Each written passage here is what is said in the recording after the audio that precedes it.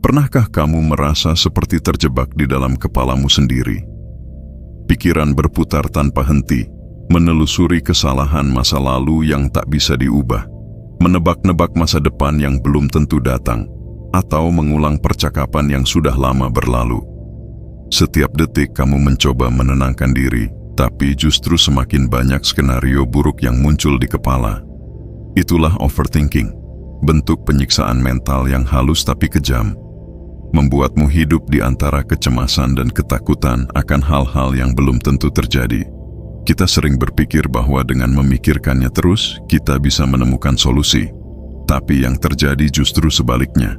Semakin banyak berpikir, semakin dalam kita tenggelam dalam kekhawatiran yang tidak produktif. Para filsuf Stoik sudah memahami penderitaan ini ribuan tahun lalu. Mereka tahu bahwa manusia sering kalah bukan oleh dunia luar, tapi oleh pikirannya sendiri.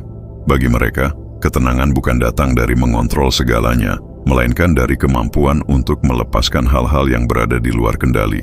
Stoikisme adalah seni hidup dengan kepala dingin di tengah badai, berpikir jernih saat dunia terasa kacau, dan tetap tenang ketika segala sesuatu tampak tidak pasti.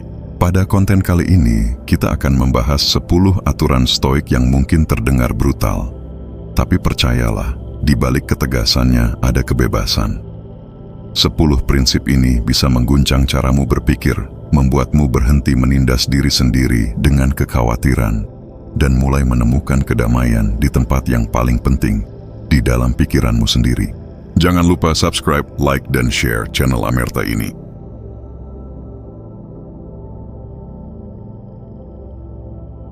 Aturan pertama, kendalikan yang bisa kamu kendalikan dan lepaskan sisanya. Kalimat sederhana ini terdengar bijak, tapi di baliknya tersembunyi salah satu kebenaran paling keras dari filosofi stoikisme. Semua kecemasan, kekhawatiran, dan overthinking yang selama ini kamu alami, sebagian besar muncul karena kamu mencoba mengendalikan hal-hal yang sebenarnya tidak berada di bawah kendalimu. Kita ingin dunia berjalan sesuai keinginan kita. Kita ingin orang lain memahami kita, menghargai kita, bertindak seperti yang kita harapkan. Kita ingin masa depan aman, tanpa kegagalan, tanpa kejutan. Tapi dunia tidak bekerja seperti itu. Dunia tidak tunduk pada rencana atau kecemasan kita. Dunia berjalan sesuai dengan jalannya sendiri. Dan disinilah sumber penderitaan manusia dimulai. Kita menolak kenyataan yang tidak bisa kita kendalikan. Marcus Aurelius, kaisar sekaligus filsuf besar dari Roma, menulis dalam Meditations, kebahagiaan hidupmu bergantung pada kualitas pikiranmu. Dan kualitas pikiranmu bergantung pada sejauh mana kamu mampu membedakan antara apa yang bisa kamu kendalikan dan apa yang tidak. Ini adalah latihan paling dasar, tapi juga paling sulit dari stoikisme. The dichotomy of control, dikotomi kendali. Segala hal di dunia ini terbagi dua, yang ada di dalam kendalimu dan yang tidak. Di dalam kendalimu adalah tindakanmu, keputusanmu, sikapmu, dan cara berpikirmu. Di luar kendalimu adalah opini orang lain, hasil dari tindakanmu, masa lalu, masa depan, dan segala sesuatu yang bergantung pada faktor eksternal. Masalahnya, kita sering menukar posisi keduanya. Kita menaruh energi, waktu, dan emosi untuk hal-hal yang sepenuhnya di luar kendali kita, dan melupakan hal-hal yang sebenarnya bisa kita ubah. Kita marah karena orang lain tidak menghargai kita, padahal kita tidak bisa mengontrol apa yang mereka pikirkan. Kita stres karena hasil kerja kita tidak sesuai harapan, padahal kita sudah melakukan yang terbaik. Kita khawatir tentang masa depan, seolah dengan mencemaskannya terus-menerus, hal buruk bisa dihindari. Padahal kecemasan itu tidak mengubah apapun selain membuat kita kehilangan ketenangan di masa sekarang. Bayangkan seseorang berdiri di tepi pantai, berteriak pada ombak agar berhenti. Seberapa keras pun dia berteriak, laut akan tetap bergulung seperti biasa. Tapi begitulah kebanyakan dari kita hidup, mencoba menenangkan ombak, padahal yang seharusnya kita lakukan adalah belajar menjadi batu karang yang tetap kokoh di tengah terjangan gelombang. Stoikisme tidak mengajarkan kita untuk pasrah, tapi untuk memahami batas kendali kita dengan jernih. Ketika kamu tahu di mana batasnya, kamu berhenti membuang energi untuk hal-hal yang tidak bisa kamu ubah, dan mulai memusatkan kekuatanmu pada hal-hal yang bisa kamu lakukan saat ini juga. Kendalikan tindakanmu, bukan hasilnya. Ini adalah salah satu prinsip paling mendalam dari stoikisme. Dalam hidup, kita sering menilai diri sendiri berdasarkan hasil. Apakah kita berhasil? Apakah orang lain puas? Apakah dunia memberi kita validasi? Padahal hasil adalah sesuatu yang selalu terikat dengan faktor luar, keberuntungan, situasi, atau keputusan orang lain. Fokus pada hasil membuat kita mudah kecewa, mudah cemas, dan terus berpikir, bagaimana kalau nanti gagal? Tapi jika kamu berfokus pada tindakan, kamu akan menemukan kekuatan yang stabil, karena tindakan selalu berada di tanganmu. Kamu bisa memilih untuk bekerja dengan sepenuh hati, berbicara dengan jujur, bersikap baik, atau mengambil langkah kecil hari ini. Dan itulah satu-satunya hal yang bisa kamu kendalikan sepenuhnya. Epictetus, mantan budak yang menjadi salah satu guru besar Stoikisme, pernah berkata, beberapa hal tergantung pada kita, beberapa tidak. Itu saja sudah cukup untuk menjadi panduan hidup. Ketika kamu mulai merasa cemas, tanya pada dirimu sendiri, apakah ini termasuk hal yang bisa kukendalikan? Jika iya, bertindaklah. Jika tidak, lepaskan. Sesederhana itu, tapi juga sesulit itu, karena ego kita selalu ingin merasa berkuasa atas segala hal. Kita ingin mengontrol opini, hasil, waktu, bahkan keberuntungan. Tapi semakin keras kita menggenggam hal-hal yang seharusnya dibiarkan, semakin sakit rasanya saat mereka lepas dari tangan kita. Orang Stoik bukan berarti tidak peduli. Mereka hanya tahu mana yang pantas dipedulikan. Mereka tahu bahwa ketenangan bukan datang dari menguasai dunia, tapi dari berdamai dengan ketidakpastian. Seorang Stoik akan berkata, aku tidak tahu apa yang akan terjadi besok, tapi aku tahu bagaimana aku akan menghadapinya. Itu cukup, karena fokusnya bukan pada prediksi, tapi pada persiapan batin. Overthinking adalah bentuk perlawanan terhadap kenyataan.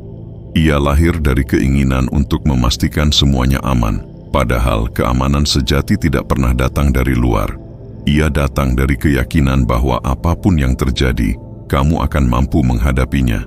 Jadi, ketika pikiranmu mulai berputar, ketika kamu mulai mencemaskan hal-hal yang belum tentu terjadi, berhentilah sejenak dan ulangi dalam hati.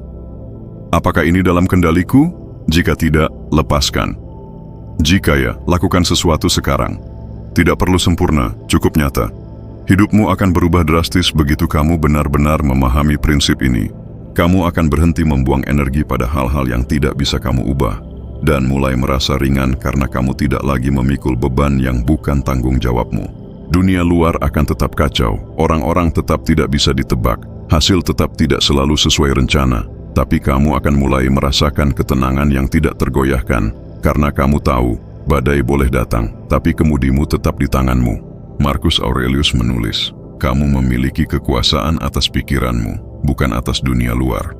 Sadari itu, dan kamu akan menemukan kekuatan. Dan mungkin di sanalah letak kebebasan sejati. Bukan pada kemampuan untuk mengendalikan segalanya, tapi pada kebijaksanaan untuk memilih hal yang pantas kamu perjuangkan, dan ketenangan untuk melepaskan sisanya tanpa penyesalan.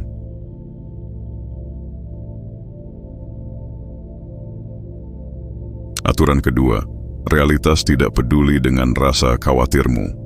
Kalimat ini terdengar tajam, bahkan mungkin agak kejam, tapi justru karena itulah ia mengandung kebenaran yang paling jujur. Banyak orang hidup dalam ketegangan terus-menerus, merasa seolah dengan cukup banyak berpikir, cukup banyak khawatir, mereka bisa mencegah hal buruk terjadi. Kita memutar-mutar skenario di kepala, membayangkan segala kemungkinan yang bisa salah, dan berharap dengan begitu, dunia akan lebih aman. Tapi kenyataannya, dunia tidak pernah berhenti berputar hanya karena kita sedang cemas. Realitas berjalan sesuai ritmenya sendiri, tenang, tak peduli pada kepanikan di dalam diri kita. Epictetus pernah berkata, bukan peristiwa yang mengganggu kita, tetapi pendapat kita tentang peristiwa itu. Kalimat ini membongkar akar dari overthinking. Kita mengira penyebab penderitaan kita adalah keadaan di luar sana. Pekerjaan yang tidak stabil, hubungan yang rumit, masa depan yang tak pasti. Padahal, yang benar-benar membuat kita menderita adalah cara kita menafsirkan keadaan itu. Dunia luar bersifat netral, ia hanya terjadi. Tapi kita memberi makna, kita memberi cerita, dan seringkali cerita itu jauh lebih menakutkan dari kenyataannya sendiri. Kita membangun penjara di kepala kita dari bahan yang tidak kasat mata, asumsi, dugaan, dan ketakutan. Kecemasan adalah ilusi kontrol. Ia membuatmu merasa sedang melakukan sesuatu, padahal kamu sebenarnya hanya diam di tempat, tenggelam dalam pusaran pikiran yang tidak berujung. Kita duduk, diam, tapi otak bekerja seperti mesin yang tak bisa dimatikan. Kita mengulang satu hal yang sama 1000 kali. Apa yang akan terjadi kalau gagal, kalau orang lain kecewa, kalau semuanya berantakan? Tapi semua kalau itu hanyalah bayangan masa depan yang belum tentu nyata. Realitas tidak berubah karena kamu memikirkannya. Esok hari tetap datang sesuai waktunya, entah kamu tidur dengan tenang atau berputar-putar di ranjang memikirkan skenario terburuk. Ada orang yang menghabiskan waktu berhari-hari mencemaskan hasil wawancara kerja. Ia membayangkan setiap kemungkinan. Apakah jawabannya salah? Apakah ekspresi pewawancara menunjukkan penolakan? Apakah ia membuat kesalahan kecil yang fatal? Ia terus memutar ulang momen itu di kepala, berharap bisa mengubahnya. Tapi dunia tidak peduli pada pikirannya. Keputusan sudah diambil, hasil sudah ditentukan, dan tidak ada satupun dari kekhawatiran itu yang memengaruhi realitas. Yang berubah hanyalah dirinya, lelah, stres, dan kehilangan kedamaian. Kecemasan memberi ilusi seolah-olah kamu sedang mengantisipasi. Padahal yang kamu lakukan hanyalah menguras energi untuk hal yang bahkan belum tentu terjadi. Ketika kamu khawatir tentang sesuatu, kamu hidup 2 kali. Satu di dunia nyata dan satu lagi di dunia pikiran. Dan dunia pikiran itu kejam. Ia memperbesar ketakutan, memperkuat rasa tidak aman, dan menanamkan keyakinan palsu bahwa kamu bisa mengontrol segalanya kalau saja kamu berpikir cukup lama. Tapi seperti kata Seneca, kita menderita lebih banyak dalam imajinasi daripada dalam kenyataan. Kekhawatiran bukanlah bentuk kesiapan, melainkan bentuk penolakan terhadap ketidakpastian. Padahal ketidakpastian adalah bagian alami dari hidup. Tidak ada yang bisa memprediksi cuaca dengan sempurna. Tidak ada yang bisa memastikan hasil kerja kerasnya. Bahkan tidak ada yang bisa menjamin bahwa orang yang kita cintai akan selalu ada besok. Dunia tidak menjanjikan kepastian, tapi stoikisme mengajarkan cara untuk hidup dengan tenang di tengah ketidakpastian itu. Bagi seorang stoik, tugas kita bukan memastikan hasil, melainkan menyiapkan diri untuk menerima apapun yang terjadi dengan lapang dada. Marcus Aurelius menulis dalam Meditations, "Jika sesuatu di luar kendalimu, mengapa kamu biarkan itu menguasaimu?" Pertanyaan ini seolah sederhana, tapi sangat menampar. Kita terlalu sering memberikan kekuasaan kepada hal-hal yang bahkan tidak bisa kita ubah. Kita membiarkan opini orang lain menentukan mood kita, membiarkan rencana yang gagal menghancurkan semangat kita, membiarkan masa depan yang belum terjadi mencuri ketenangan hari ini. Kita lupa bahwa tidak ada satupun kekhawatiran yang benar-benar mengubah dunia. Satu-satunya hal yang bisa diubah oleh rasa cemas adalah perasaanmu sendiri, dan bukan ke arah yang lebih baik. Stoikisme mengajarkan untuk menerima kenyataan apa adanya, tanpa perlawanan emosional yang berlebihan. Ini bukan berarti pasrah atau menyerah, tapi menyadari bahwa realitas tidak akan menyesuaikan diri dengan perasaan kita. Lautan tetap bergelombang meski kita takut tenggelam. Dunia tetap bergerak bahkan saat kita ingin berhenti sejenak.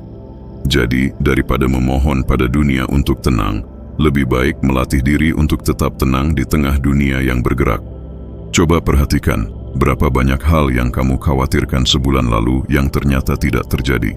Berapa banyak malam yang kamu habiskan dengan pikiran bagaimana kalau, dan ternyata semua berjalan baik-baik saja. Pikiran cemas jarang benar, tapi selalu meyakinkan. Ia selalu terdengar logis di kepala, padahal seringkali tidak lebih dari fantasi yang tersusun dari rasa takut. Setiap kali kamu tenggelam dalam overthinking, kamu sebenarnya sedang berdebat dengan realitas, dan itu adalah pertempuran yang tak mungkin kamu menangkan. Kebenaran yang keras dari kehidupan adalah ini: realitas tidak akan menyesuaikan diri dengan emosimu. Kamu boleh marah, takut, sedih, atau cemas, tapi dunia tetap berjalan seperti biasa. Hujan akan tetap turun meski kamu ingin langit cerah. Orang akan tetap bersikap seperti dirinya sendiri meski kamu berharap mereka berubah. Hasil akan tetap terjadi sesuai sebabnya, bukan sesuai kecemasanmu. Jadi jika kamu ingin merdeka dari penderitaan yang tidak perlu, berhentilah menaruh emosi pada hal-hal yang tidak bisa kamu kendalikan. Yang bisa kamu ubah hanyalah caramu memandang sesuatu. Alih-alih berkata, ini buruk, kamu bisa bertanya, apa yang bisa ku pelajari dari ini? Alih-alih berpikir, bagaimana jika semuanya gagal? Kamu bisa berkata, kalau gagal, aku akan mencoba lagi. Itulah kekuatan sejati seorang stoik, bukan kemampuan untuk menghindari badai, tapi kemampuan untuk tetap tenang saat badai datang. Pada akhirnya, kecemasan hanyalah bentuk cinta yang salah arah. Ia muncul karena kamu peduli, tapi tanpa arah yang jelas. Maka, alihkan kepedulian itu ke tempat yang lebih berguna, pada tindakan nyata, pada persiapan, pada penerimaan. Karena dunia tidak menunggu kamu selesai khawatir, baru ia bergerak. Dunia berjalan apa adanya, tanpa menoleh ke arah orang yang sibuk memikirkan bagaimana kalau. Dan justru di saat kamu berhenti melawan kenyataan, kamu akan mulai benar-benar hidup di dalamnya.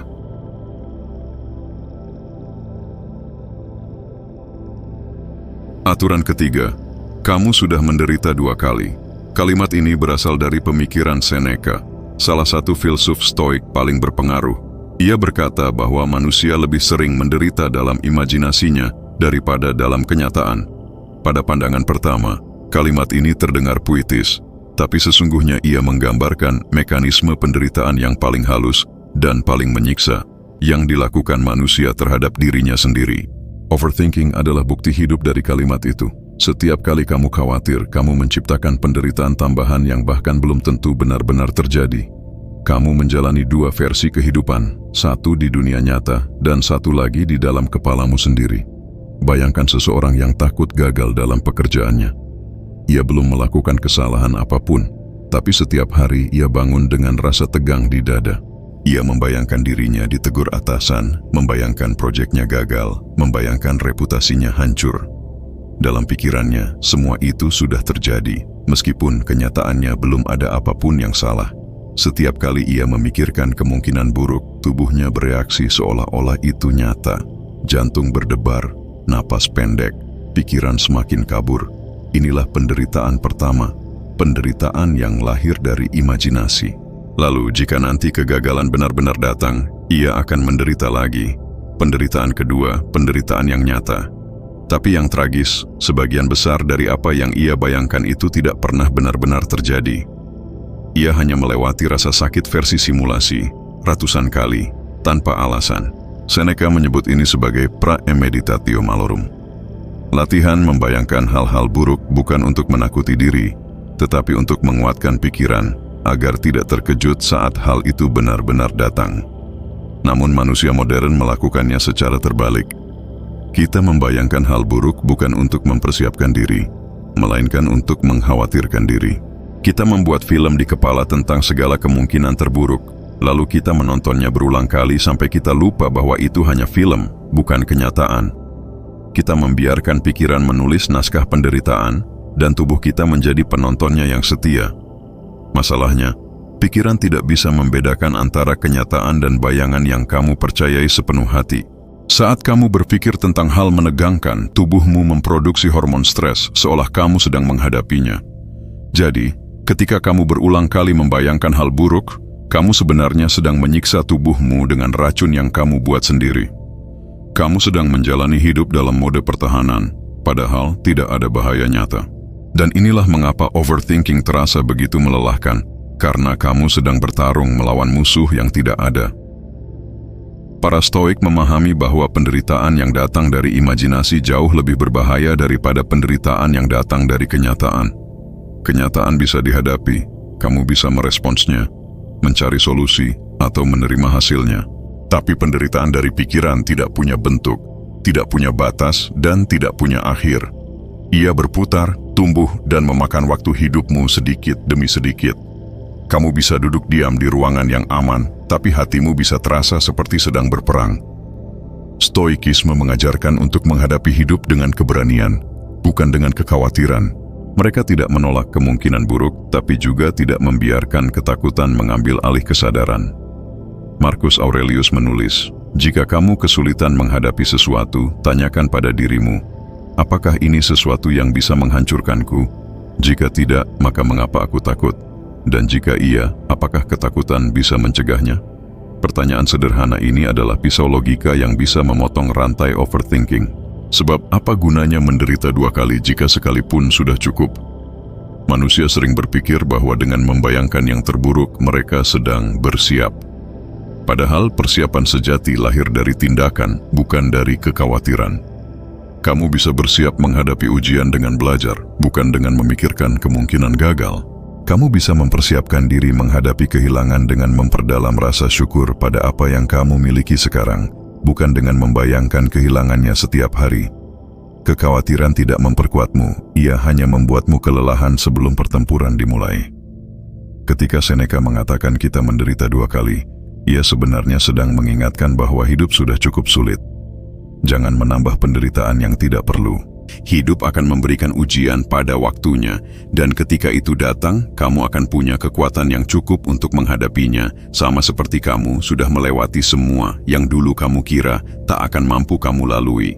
Jadi, saat pikiranmu mulai menciptakan cerita-cerita buruk, berhentilah sejenak dan sadari, semua itu belum nyata. Kamu tidak perlu menanggung beban sesuatu yang belum terjadi. Latihan stoik sederhana bisa membantu di sini. Setiap kali pikiranmu mulai berlari terlalu jauh, tarik napas dan katakan, sekarang belum terjadi, saat ini aku aman. Kalimat itu sederhana, tapi sangat kuat. Ia menambatkanmu kembali ke realitas, ke momen ini, ke satu-satunya tempat di mana hidup benar-benar terjadi. Karena sejatinya, kecemasan hidup di masa depan, sedangkan kedamaian hanya bisa ditemukan di masa kini. Bayangkan hidupmu seperti jalan panjang. Di depan sana mungkin ada tanjakan, tikungan, atau bahkan badai. Tapi jika kamu terus menatap jauh ke depan, kamu akan kehilangan pijakan di tempat kamu berdiri sekarang. Stoikisme mengajarkan untuk berjalan satu langkah pada satu waktu, bukan berlari ke masa depan yang belum terbentuk. Kamu tidak perlu tahu seluruh peta perjalanan. Kamu hanya perlu cukup terang untuk melihat langkah berikutnya. Kamu akan mulai hidup lebih ringan ketika menyadari bahwa sebagian besar penderitaanmu hanyalah hasil dari pikiranmu sendiri. Kamu akan berhenti menanggung rasa sakit 2 kali, sekali dalam imajinasi dan sekali lagi dalam kenyataan. Karena ketika kamu berhenti melawan bayangan, kamu bisa mulai menghadapi dunia apa adanya. Keras, tidak pasti, tapi nyata. Dan yang paling indah dari semua ini adalah kesadaran bahwa kamu sebenarnya jauh lebih kuat daripada yang kamu kira. Karena setiap kali kamu berhasil membedakan mana yang nyata dan mana yang hanya pikiran, kamu sedang menaklukkan musuh terbesar dalam hidup, dirimu sendiri. Dunia boleh tetap penuh ketidakpastian, tapi kamu tidak perlu menderita karena itu. Satu penderitaan yang nyata sudah cukup. Jangan biarkan imajinasi menambahkan sisanya.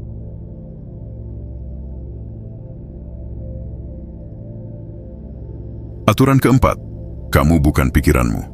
Kalimat ini terdengar sederhana, tapi jika kamu benar-benar memahaminya, hidupmu bisa berubah total. Sebab, sebagian besar penderitaan manusia datang dari keyakinan keliru bahwa pikiran adalah identitas. Kita percaya bahwa apapun yang muncul di kepala, kekhawatiran, ketakutan, rasa bersalah, atau keraguan, adalah bagian dari diri kita. Padahal pikiran hanyalah aktivitas mental, sama seperti detak jantung atau napas. Ia datang dan pergi, ia bisa berisik, kacau, bahkan menipu. Tapi selama kamu mempercayai setiap pikiran yang lewat sebagai kebenaran mutlak, kamu akan terus menjadi tawanan dari isi kepalamu sendiri. Bayangkan otakmu seperti langit dan pikiran seperti awan. Kadang awannya putih dan indah, kadang gelap dan menakutkan. Tapi apakah langit berubah hanya karena awannya berubah? Tidak. Langit tetap langit, luas, tenang, dan abadi. Begitu pula dengan dirimu. Pikiran hanyalah lalu lintas mental yang lewat di dalam kesadaranmu. Kamu bisa mengamatinya tanpa harus ikut terbawa arusnya. Namun sayangnya, kebanyakan dari kita tidak diajarkan cara melihat pikiran dengan jarak. Kita justru tumbuh dalam budaya yang menganggap, aku berpikir, maka aku ada. Padahal, dalam filosofi Stoik, aku sadar akan pikiranku, maka aku bebas. Marcus Aurelius pernah menulis, kamu memiliki kekuasaan atas pikiranmu, bukan atas dunia luar. Tapi kekuasaan itu hanya muncul saat kamu sadar bahwa pikiran hanyalah sesuatu yang kamu miliki, bukan sesuatu yang kamu jadi. Saat kamu bisa memandang pikiranmu dari kejauhan, kamu menemukan ruang di antara dirimu dan isi kepalamu. Di ruang kecil itulah letak kebebasan. Karena begitu kamu menyadari bahwa kamu bukan suara di kepalamu, kamu mulai bisa memilih mana yang ingin kamu dengarkan dan mana yang sebaiknya kamu diamkan. Masalahnya, kebanyakan orang tidak punya jarak itu. Mereka hidup seolah-olah setiap pikiran adalah perintah. Pikiran berkata, "Kamu gagal," lalu mereka langsung merasa gagal. Pikiran berkata, "Kamu tidak cukup baik," dan tubuh langsung bereaksi dengan rasa malu, takut, dan rendah diri. Padahal, pikiran hanya berbicara. Ia tidak tahu kebenaran. Pikiran seringkali hanya meniru pola lama, trauma masa lalu, atau ketakutan yang belum sembuh. Dan ironisnya, semakin kamu mencoba melawan pikiran negatif, semakin kuat mereka tumbuh. Karena perlawanan memberi mereka perhatian, dan perhatian memberi mereka tenaga. Stoikisme mengajarkan cara berbeda. Jangan lawan, amati. Saat pikiran cemas muncul, jangan buru-buru percaya, tapi lihat saja. Menarik, katakan dalam hati, pikiran ini muncul lagi. Dengan sikap seperti itu, kamu memposisikan diri bukan sebagai korban pikiran, tapi sebagai pengamatnya. Dan seorang pengamat tidak bisa dikendalikan oleh hal yang diamatinya. Disitulah Stoik menemukan ketenangan batin, bukan dengan menghentikan pikiran, tapi dengan berhenti menjadi pikiran. Kamu mungkin berpikir, tapi bagaimana mungkin aku bukan pikiranku kalau pikiranku terasa begitu nyata? Ya, karena kamu terbiasa mendengarkannya tanpa henti. Sama seperti seseorang yang tinggal di dekat rel kereta, pada awalnya ia terganggu oleh suara bising, tapi lama-kelamaan ia berhenti memperhatikan. Pikiran pun begitu. Semakin kamu melatih diri untuk hanya mengamati tanpa reaksi, semakin kecil kuasa pikiran itu atasmu. Kamu mulai sadar bahwa kecemasan, rasa takut, atau penyesalan hanyalah peristiwa mental yang lewat. Kamu tidak perlu memeranginya, cukup biarkan ia datang dan pergi seperti awan di langit. Epictetus, guru besar Stoikisme, sering mengingatkan murid-muridnya untuk berhati-hati terhadap narasi batin. Bukan hal-hal yang mengganggu manusia, katanya, tetapi opini mereka tentang hal-hal itu. Pikiran adalah narasi, ia mengubah pengalaman menjadi cerita, lalu menambahkan opini, asumsi, dan drama. Satu kejadian sederhana bisa berubah menjadi malapetaka karena kita menambahkan interpretasi yang berlebihan. Misalnya, seseorang tidak membalas pesanmu. Faktanya hanya itu, pesan belum dibalas, tapi pikiranmu mulai membuat cerita. Mungkin dia marah, mungkin aku salah bicara, mungkin dia sudah tidak peduli. Dalam waktu beberapa menit, kamu sudah menciptakan film penuh konflik di kepalamu sendiri. Padahal, kenyataan bisa sesederhana. Orang itu sedang sibuk. Pikiran adalah sutradara drama internal, dan tugasmu adalah berhenti menjadi penontonnya.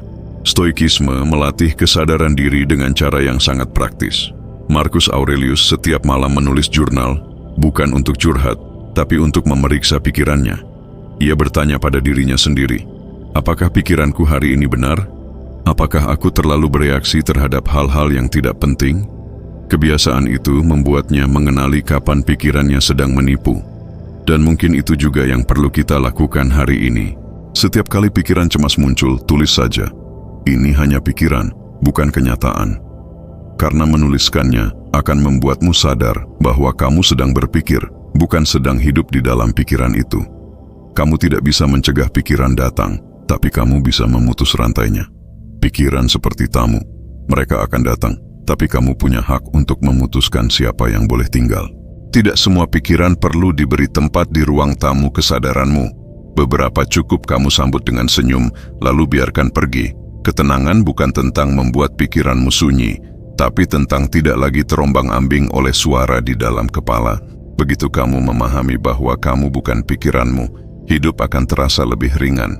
Kamu tidak lagi merasa bersalah karena berpikir buruk. Kamu tidak lagi takut dengan bayangan yang kamu ciptakan sendiri. Kamu belajar untuk berkata, "Oh, pikiranku sedang cemas," alih-alih, "Aku orang yang cemas."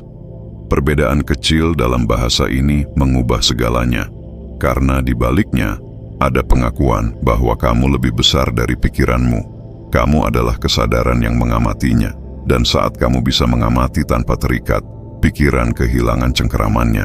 Kamu mulai tenang bukan karena pikiran berhenti, tapi karena kamu berhenti mengidentifikasi diri dengan mereka. Inilah kebebasan sejati versi Stoik, bukan kebebasan dari dunia luar, tapi dari kebisingan batin sendiri. Saat kamu bisa duduk diam dan melihat pikiranmu lewat tanpa harus mempercayainya, kamu telah menguasai seni tertinggi. Seni menjadi tenang di tengah ribuan suara yang berusaha menarik perhatianmu. Pada akhirnya, kebijaksanaan seorang Stoik bukanlah memiliki pikiran yang sempurna, tapi memiliki jarak dari pikirannya. Karena dalam jarak itu, kamu menemukan kedamaian. Kamu menemukan dirimu yang sebenarnya.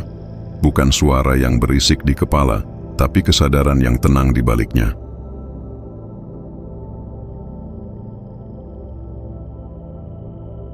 Aturan kelima, waktu adalah aset paling brutal dan kamu sedang membuangnya. Waktu adalah guru yang paling diam, tapi juga yang paling brutal. Ia tidak berteriak, tidak menegur, dan tidak menunggu. Ia terus berjalan, detik demi detik, tanpa peduli apakah kamu siap atau tidak, apakah kamu sedang bahagia atau tenggelam dalam kecemasan. Waktu tidak pernah berhenti untuk menunggu seseorang yang ragu. Dan justru disitulah kebrutalannya.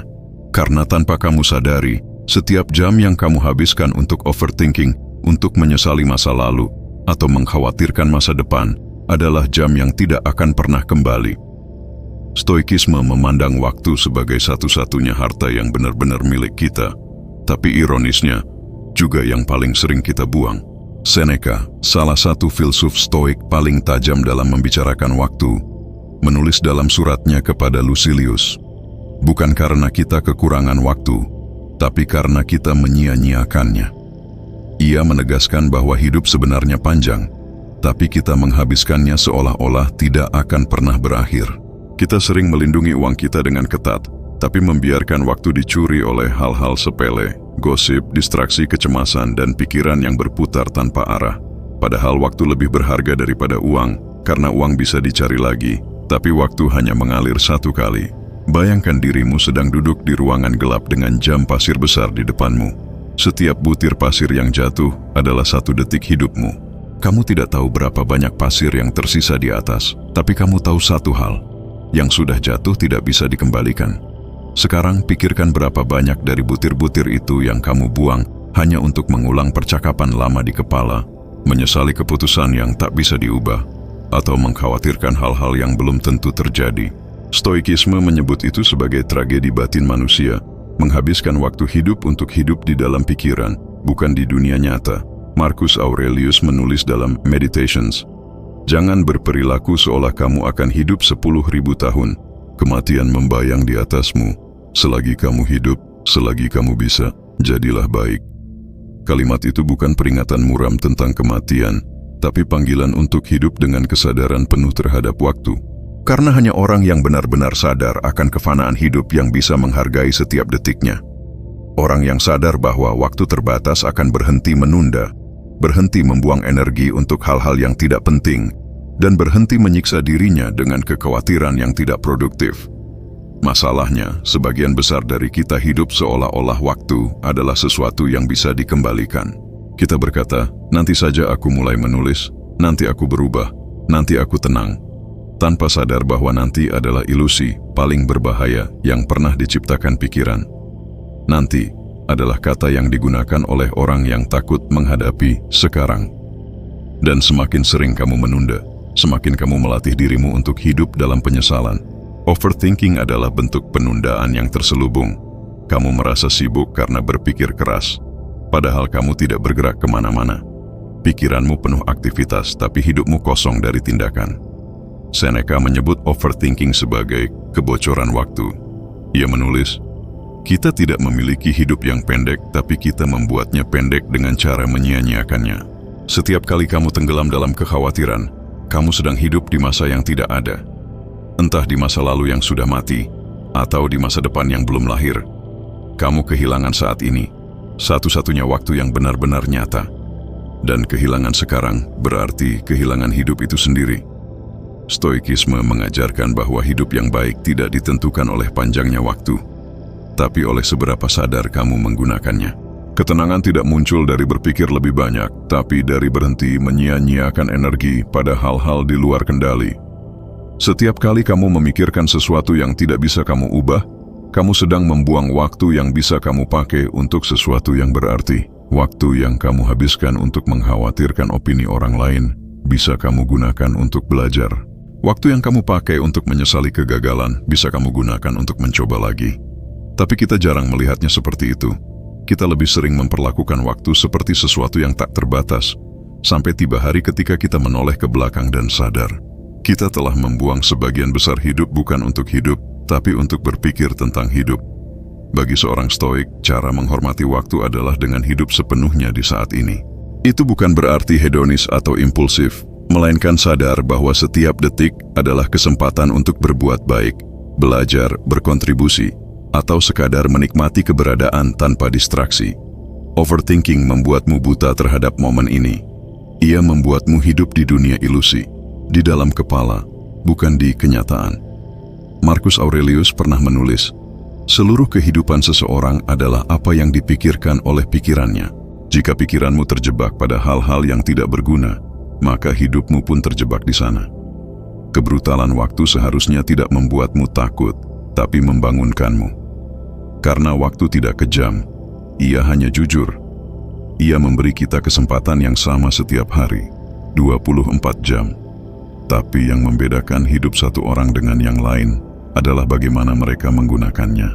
Satu orang bisa menciptakan karya, cinta, dan makna dalam waktu yang sama, yang digunakan orang lain untuk mencemaskan hal-hal kecil.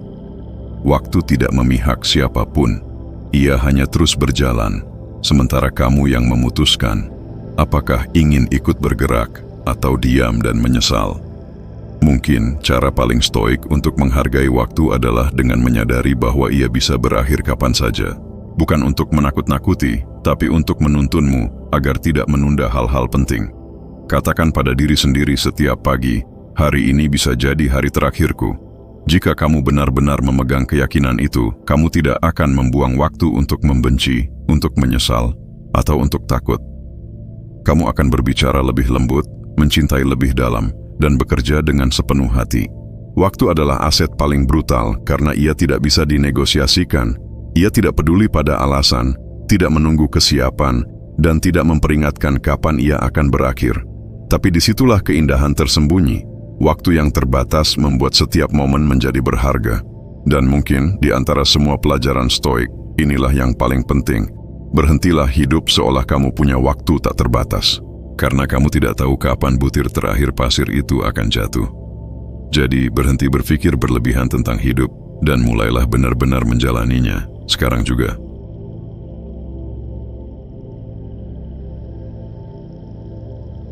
Aturan ke-6.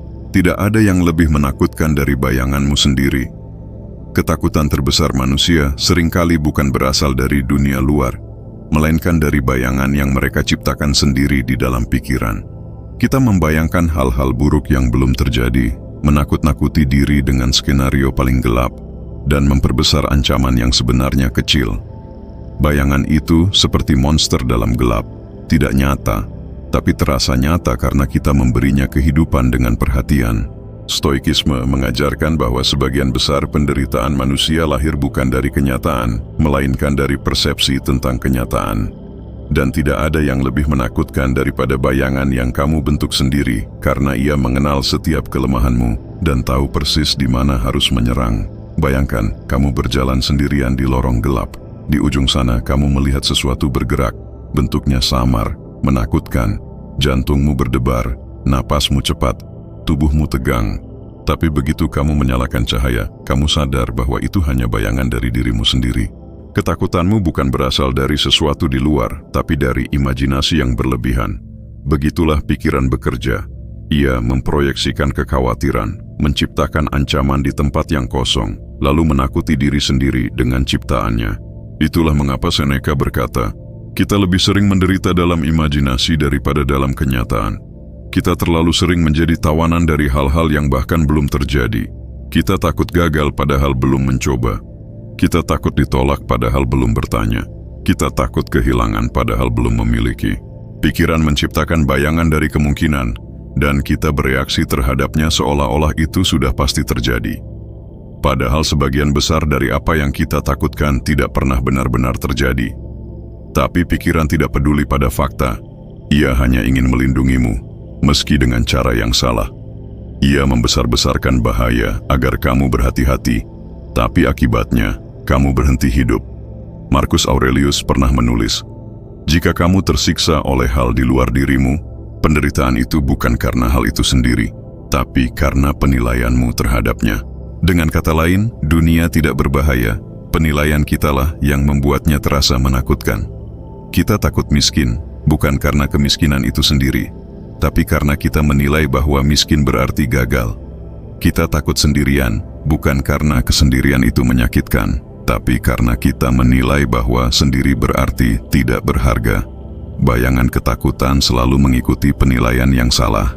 Stoikisme tidak mengajarkanmu untuk menjadi tanpa rasa takut, tapi untuk melihat ketakutan dengan mata terbuka.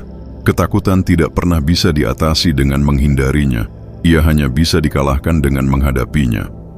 Karena saat kamu berani menatap ketakutan itu langsung, kamu akan menyadari satu hal mengejutkan, tidak ada apa-apa di sana. Bayangan yang tampak besar ternyata hanya kecil ketika kamu mendekat. Sama seperti anak kecil yang takut pada bayangan pohon di malam hari. Ketika ia memberanikan diri berjalan ke arahnya, ia sadar bahwa ketakutannya hanyalah proyeksi. Begitu pula kamu. Bayanganmu tampak menakutkan karena kamu menatapnya dari jauh.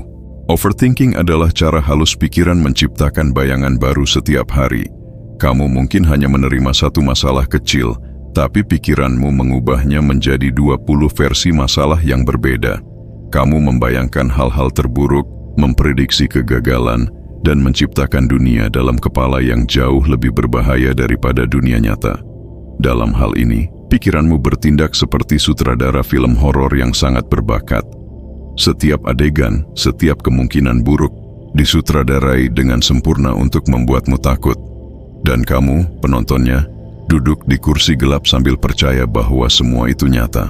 Epictetus, guru Stoik yang terkenal karena ketegasannya, pernah berkata, "Bila kamu menginginkan sesuatu, perhatikan dulu bagaimana kamu mempersepsikannya, karena bukan hal itu yang menakutkanmu, tapi pikiranmu sendiri." Ia memahami bahwa ketakutan tidak bisa dihapus, tapi bisa dibongkar. Ketika kamu bertanya pada diri sendiri, "Apa yang sebenarnya aku takuti?" dan menulis jawabannya, kamu sedang menyalakan cahaya ke arah bayangan. Ketika ketakutan itu terlihat jelas, ia kehilangan kekuatannya. Karena ketakutan hanya tumbuh dalam gelap. Banyak orang hidup dalam penjara ketakutan yang mereka bangun sendiri. Mereka menolak peluang karena takut gagal, menghindari hubungan karena takut disakiti, dan menahan diri karena takut terlihat bodoh. Mereka tidak menyadari bahwa bayangan yang mereka hindari justru membuat mereka stagnan. Padahal, Stoikisme mengajarkan bahwa rasa takut adalah sinyal, bukan musuh. Ketika kamu takut, artinya kamu berdiri di depan sesuatu yang berarti. Bayanganmu menunjukkan arah, bukan ancaman, tapi hanya jika kamu berani menatapnya. Ketakutan terhadap bayangan sendiri juga muncul dari penilaian diri yang terlalu keras. Kita sering menciptakan versi ideal tentang siapa kita seharusnya menjadi: lebih sukses, lebih bijak, lebih berani. Dan ketika kenyataan tidak sesuai dengan bayangan itu, kita mulai membenci diri sendiri. Kita takut melihat kekurangan kita karena bayangan itu membuat kita malu. Tapi Stoikisme mengajarkan bahwa kebijaksanaan justru lahir dari menerima diri apa adanya, bukan dari menghindari kelemahan. Tidak ada manusia bijak yang tidak pernah jatuh, kata Seneca, tapi orang bijak bangkit setiap kali jatuh. Dengan kata lain, berhentilah takut pada bayangan kesalahanmu sendiri. Lihatlah mereka sebagai guru, bukan musuh. Ketika kamu berhenti melarikan diri dari bayanganmu, sesuatu yang luar biasa terjadi. Kamu menjadi bebas, karena kamu sadar bahwa tidak ada yang bisa menakutimu selain interpretasimu sendiri. Dunia tidak berubah, tapi kamu berubah cara melihatnya. Masalah tetap ada, tapi kamu tidak lagi terseret dalam drama mental. Kamu mulai berjalan dengan ringan, karena kamu tahu bahwa kegelapan hanyalah tempat tanpa cahaya, dan kamu bisa menyalakan cahaya kapanpun kamu mau. Marcus Aurelius menulis, "Jangan biarkan imajinasimu membuatmu menderita sebelum waktunya." Kalimat itu terdengar lembut tapi tegas, seperti tangan yang menepuk bahu, mengingatkanmu bahwa sebagian besar penderitaan hanyalah bayangan pikiran. Dunia ini tidak seburuk yang kamu bayangkan, dan kamu tidak selemah yang kamu kira. Kadang, yang kamu butuhkan hanyalah keberanian untuk menyalakan lampu dan melihat bahwa monster yang kamu takuti hanyalah pantulan dirimu sendiri. Dan disitulah letak kebrutalan sekaligus keindahan pelajaran Stoik ini. Tidak ada yang lebih menakutkan dari bayanganmu sendiri, tapi juga tidak ada yang lebih membebaskan dari menyadari bahwa itu hanyalah bayangan. Ketika kamu berani menatap ketakutanmu, kamu menemukan kekuatan. Ketika kamu berhenti bersembunyi dari bayanganmu, kamu mulai benar-benar hidup. Karena keberanian sejati bukan berarti tidak takut, melainkan tetap melangkah meskipun bayangan itu masih mengikuti. Aturan ketujuh, ingat, kamu akan mati. Ada satu kalimat yang mungkin paling ditakuti manusia, tapi juga paling jujur. Kamu akan mati. Kalimat itu sederhana, tapi dampaknya bisa mengguncang seluruh kesadaranmu. Sebagian orang menganggapnya suram, bahkan tabu untuk dibicarakan. Namun bagi para filsuf Stoik, kesadaran akan kematian bukanlah sesuatu yang menakutkan. Justru itu adalah kunci untuk hidup dengan tenang dan penuh makna. Karena hanya ketika kamu benar-benar memahami bahwa hidupmu akan berakhir, barulah kamu mulai hidup dengan sepenuh hati. Setiap hari, entah kamu sadari atau tidak, waktu hidupmu berkurang. Kamu berhenti berdebat tentang hal sepele, berhenti menyimpan dendam, berhenti overthinking tentang hal-hal kecil, karena kamu tahu, waktu yang kamu miliki terlalu berharga untuk dihabiskan pada kebodohan. Seneca menulis lebih tajam lagi. Apa yang menakutkan tentang kematian bukanlah kematian itu sendiri, melainkan ketakutan terhadapnya. Kita takut kehilangan hidup, padahal justru dengan ketakutan itulah kita berhenti benar-benar hidup.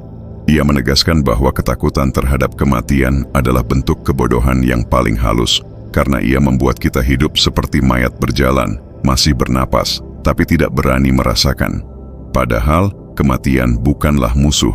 Ia adalah bagian dari hidup, seperti malam yang datang setelah siang. Ia adalah sesuatu yang alami, pasti, dan tidak perlu ditakuti. Yang seharusnya kamu takutkan bukanlah mati, tapi hidup tanpa arti. Ketika kamu merenungkan kematian, kamu akan menyadari betapa banyak hal yang sebenarnya tidak penting. Semua kekhawatiran yang selama ini membebani pikiranmu, pendapat orang lain, reputasi, kegagalan, perbandingan dengan orang lain, tiba-tiba terasa kecil. Karena apa artinya semua itu jika waktu terus berjalan dan hidup ini hanya sekali? Kesadaran bahwa kamu akan mati bukanlah ajakan untuk menyerah, melainkan undangan untuk hidup lebih otentik, untuk mencintai lebih dalam, untuk berkata yang perlu dikatakan, untuk berhenti menunggu waktu yang tepat. Karena waktu yang tepat mungkin tidak pernah datang.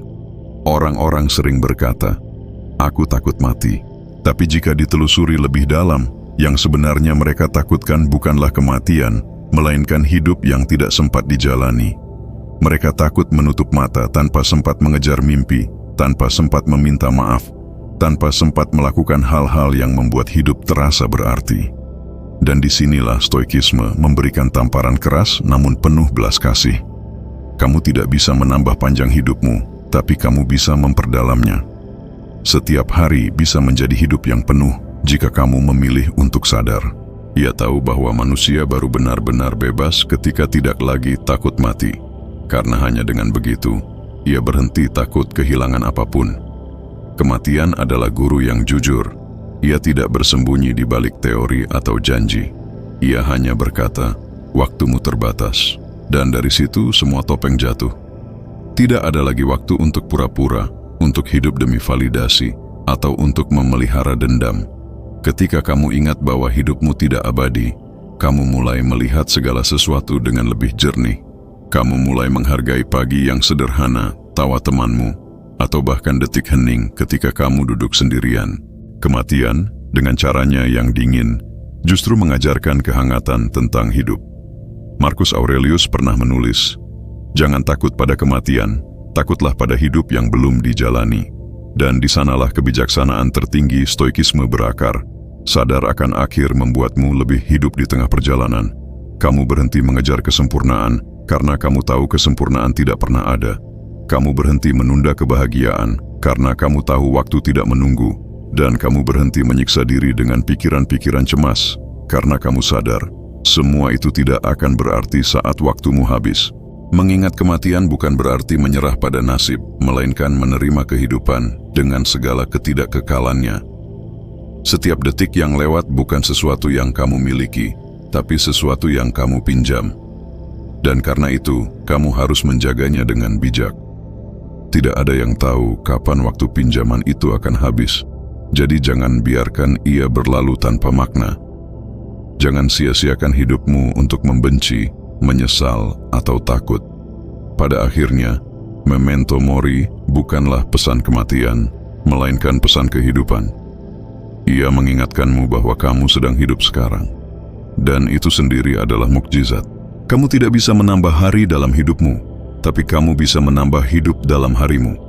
Dan jika kamu bisa menatap kematian tanpa takut, kamu akan menatap kehidupan dengan keberanian yang sama. Karena yang memahami kefanaan tidak lagi sibuk mengejar keabadian, tapi sibuk membuat setiap momen berarti. Jadi ingatlah, kamu akan mati. Tapi sebelum itu terjadi, pastikan kamu benar-benar hidup. Aturan ke-8, berhentilah ingin segalanya sempurna. Kesempurnaan adalah ilusi yang indah sekaligus kejam. Ia berkilau dari jauh, menggoda kita untuk terus mengejarnya. Namun setiap kali kita mendekat, ia menjauh sedikit lagi. Kita berkata pada diri sendiri, aku akan tenang kalau semuanya sudah sempurna. Tapi dunia tak pernah tunduk pada keinginan seperti itu. Selalu ada hal yang kurang. Selalu ada sesuatu yang tidak sesuai harapan. Dan semakin kamu menuntut kesempurnaan dari hidup, semakin kamu kecewa. Stoikisme mengajarkan bahwa penderitaan terbesar manusia bukan datang dari apa yang terjadi, tapi dari harapan bahwa semuanya harus berjalan sesuai keinginannya.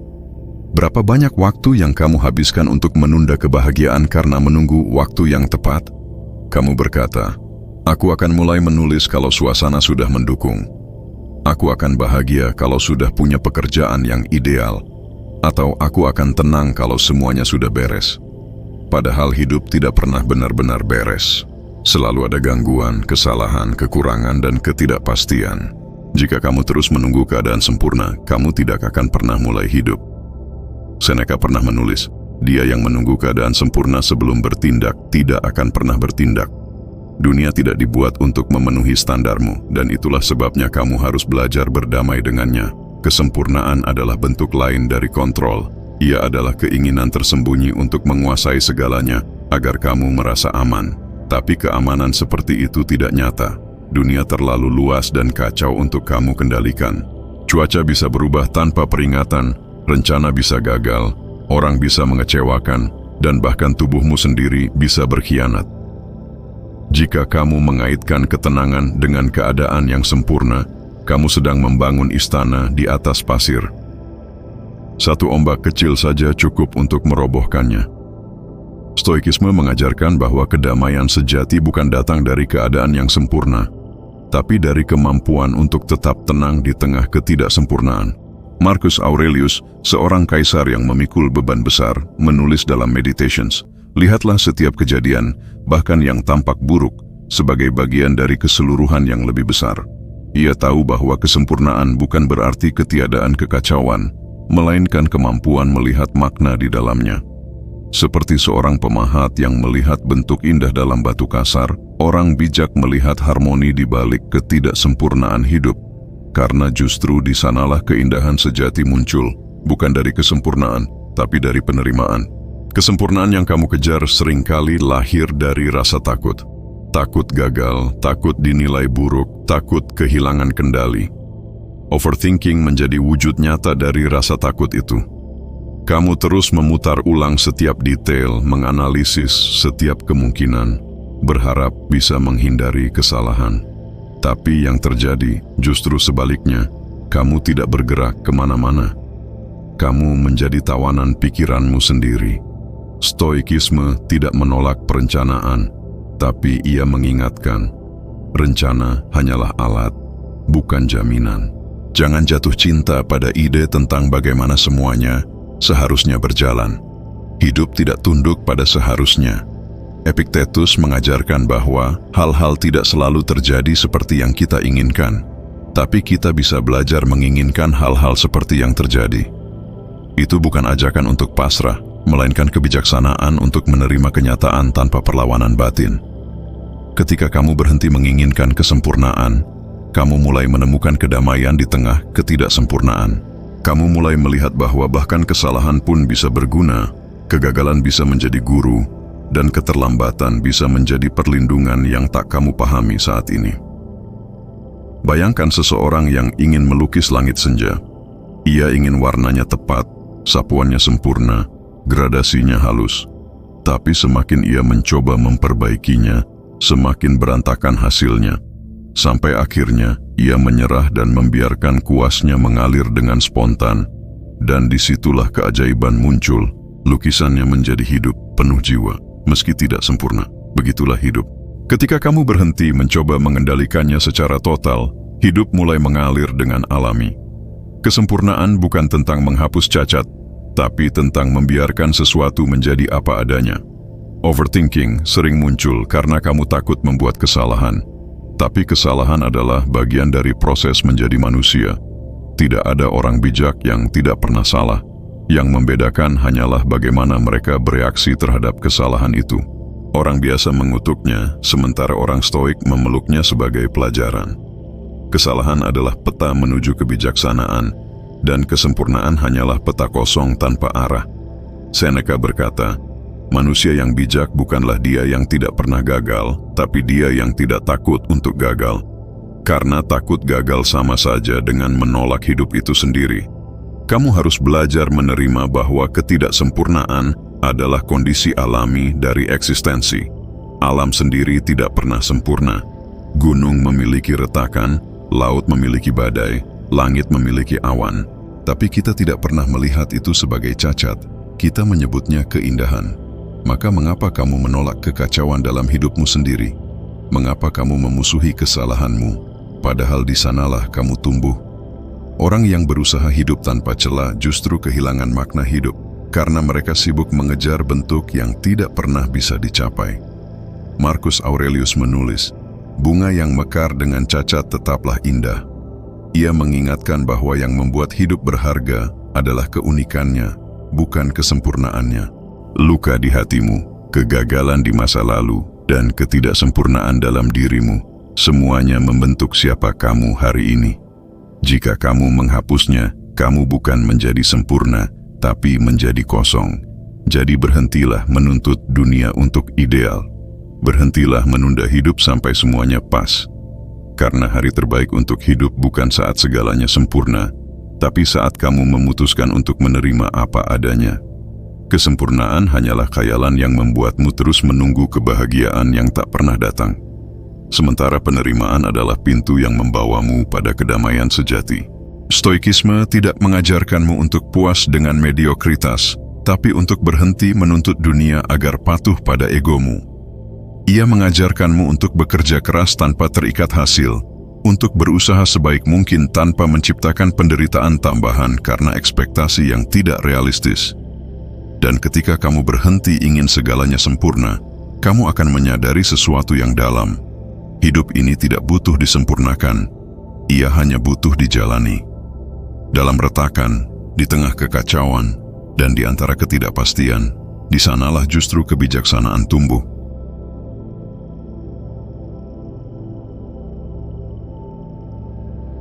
Aturan ke-9, tindakan kecil lebih kuat dari pikiran besar.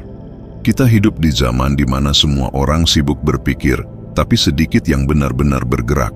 Kita membaca buku motivasi, menonton video inspiratif, mencatat rencana besar di jurnal baru, tapi entah bagaimana langkah pertama selalu terasa terlalu berat. Kita menunggu momen yang sempurna, perasaan yang tepat, atau inspirasi yang tiba-tiba datang seperti kilat.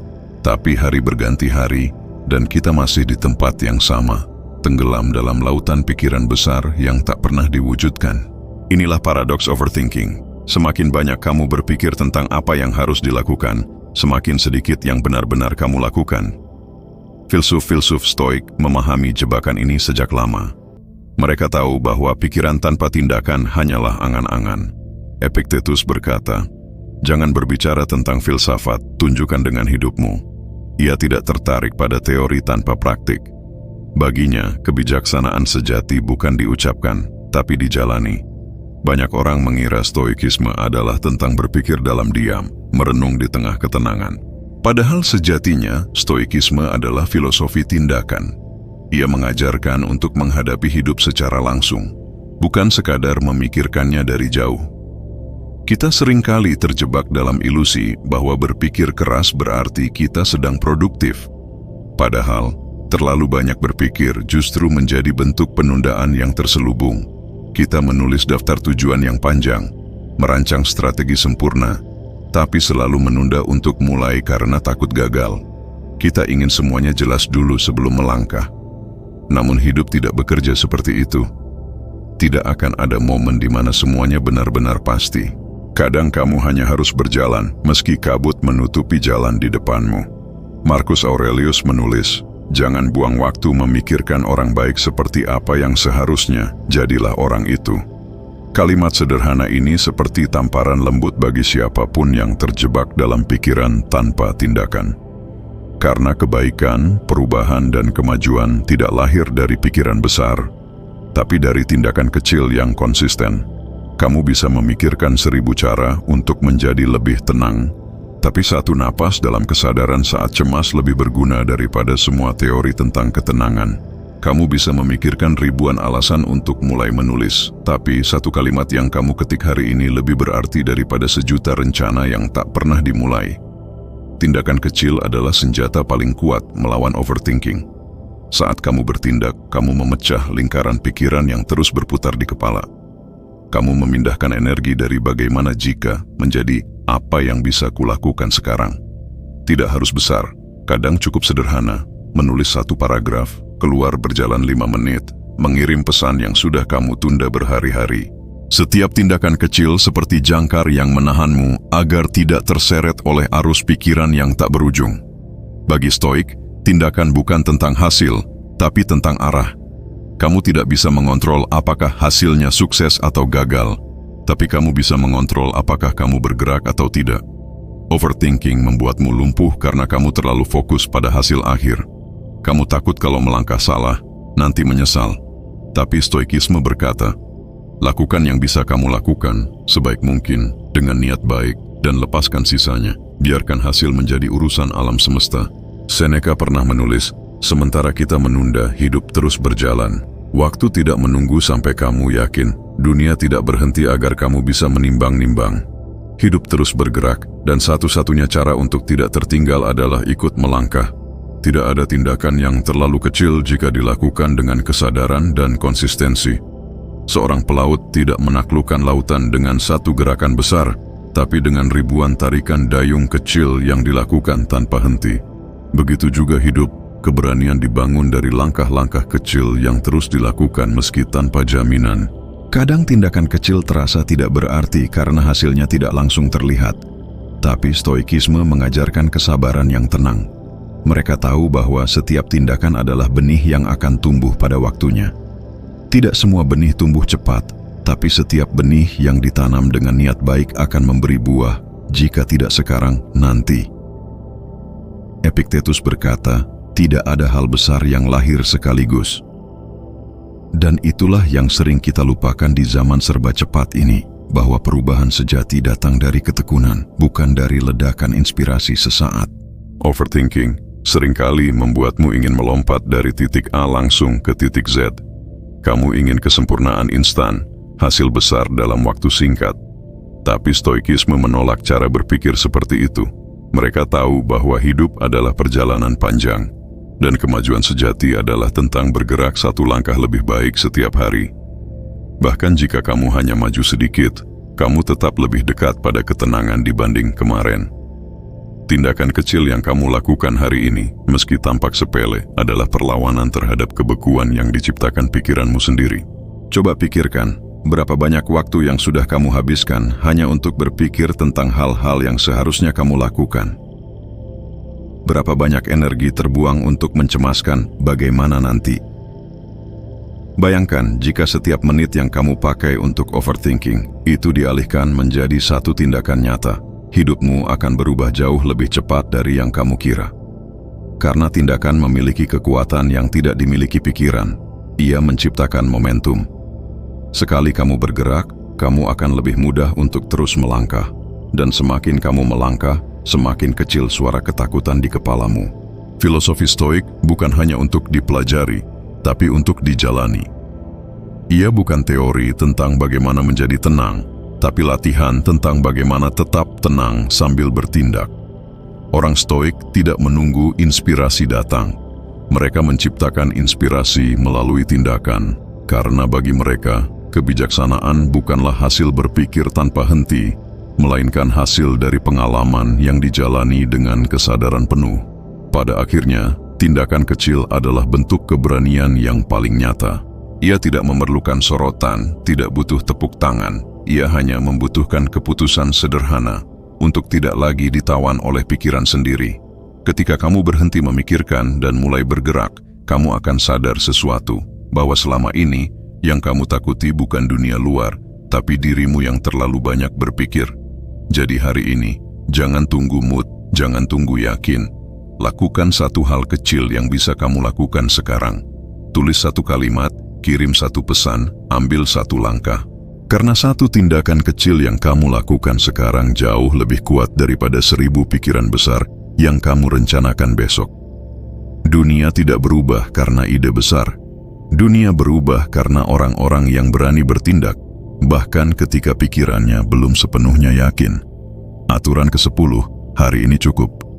Kita sering hidup seolah-olah hari ini hanyalah jembatan menuju hari esok. Kita bangun pagi dengan pikiran yang langsung melompat ke daftar tugas, target jangka panjang, dan kekhawatiran yang belum terjadi. Kita menunda ketenangan dengan alasan, nanti setelah semuanya selesai aku akan tenang. Tapi nanti tidak pernah benar-benar datang. Selalu ada hal baru untuk dicemaskan, pekerjaan baru untuk diselesaikan, dan kekhawatiran baru untuk ditampung. Kita menjadi pengembara yang tidak pernah berhenti berjalan, terus menatap ke depan, tapi lupa berpijak pada tanah yang sedang diinjak. Stoikisme datang dengan pengingat yang sederhana tapi tajam. Hari ini cukup. Marcus Aurelius menulis dalam Meditations, jangan biarkan masa depan mengganggumu. Jika kamu harus menghadapinya, kamu akan melakukannya dengan kekuatan yang sama yang kamu miliki hari ini. Kalimat itu adalah undangan untuk berhenti melarikan diri dari momen sekarang. Kecemasan kronis yang kamu rasakan bukan karena masalah yang ada di depan mata, tapi karena pikiranmu berlari jauh ke masa depan. Kamu menciptakan beban tambahan, bukan dari kenyataan, tapi dari imajinasi tentang kemungkinan buruk yang belum tentu terjadi. Hidup tidak menuntutmu untuk menyelesaikan seluruh hidupmu hari ini. Ia hanya memintamu untuk menghadapi hari ini dengan penuh kesadaran.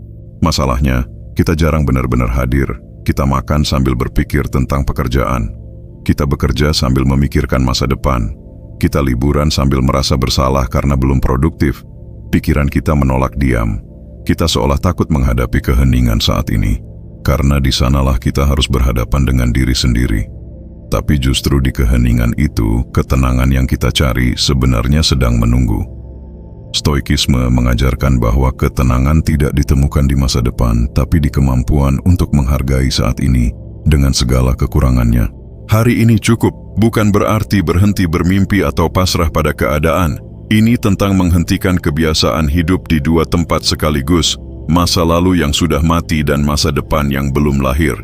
Epictetus berkata, jangan biarkan masa depan mengganggumu, karena kamu hanya akan hidup di masa kini.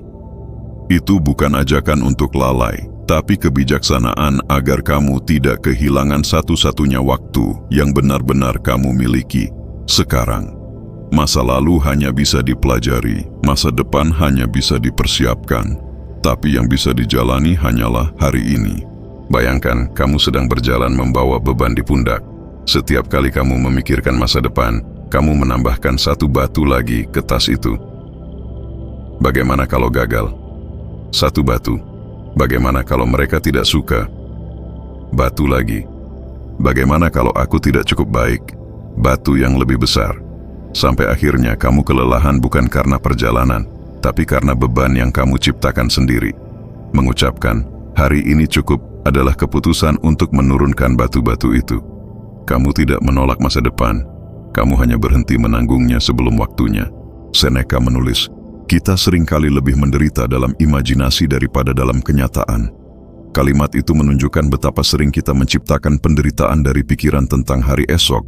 Kita lupa bahwa saat esok tiba, kita tidak akan menghadapinya dengan tangan kosong.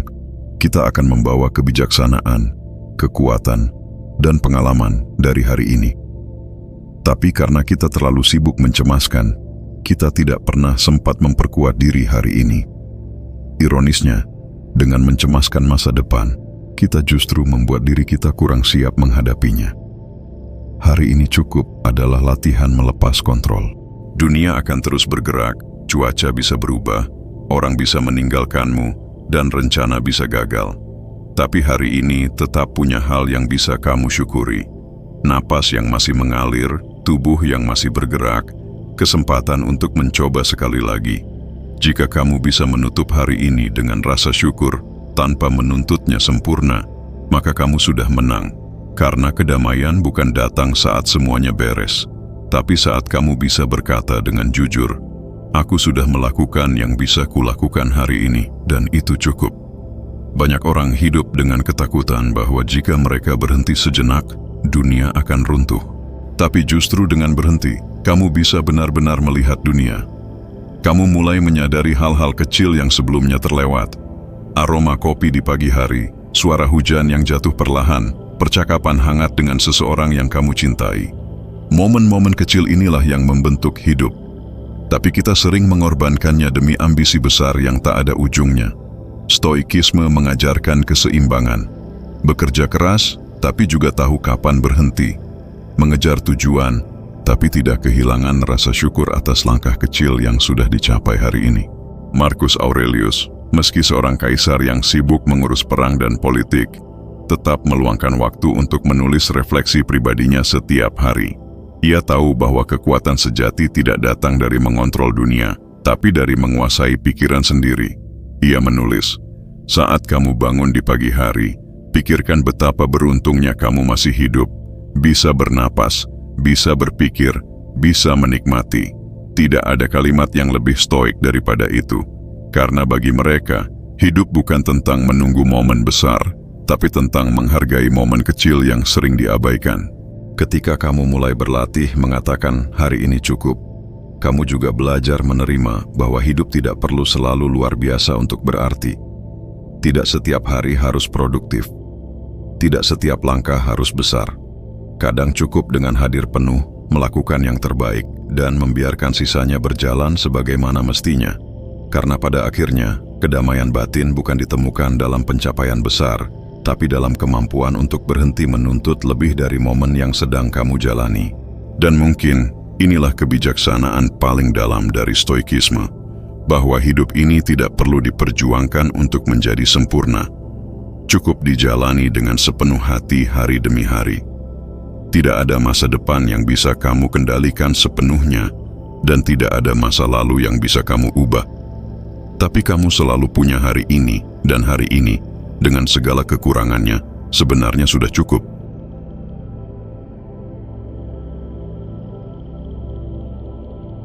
Kecemasan dan penyesalan adalah dua wajah dari pikiran yang tidak pernah diam. Satu berlari ke masa depan, yang lain terjebak di masa lalu. Kita tersesat di antara keduanya, lupa bahwa hidup hanya terjadi di satu tempat, saat ini. Stoikisme hadir bukan untuk menghapus rasa takut atau kesedihan, tapi untuk mengajarkan cara berdamai dengannya. Ia tidak menjanjikan hidup tanpa badai, tapi memberi kita kekuatan untuk tetap berdiri ketika badai datang. Kamu tidak bisa menenangkan lautan, tapi kamu bisa menjadi karang, diam, teguh, dan tidak terguncang oleh gelombang apapun.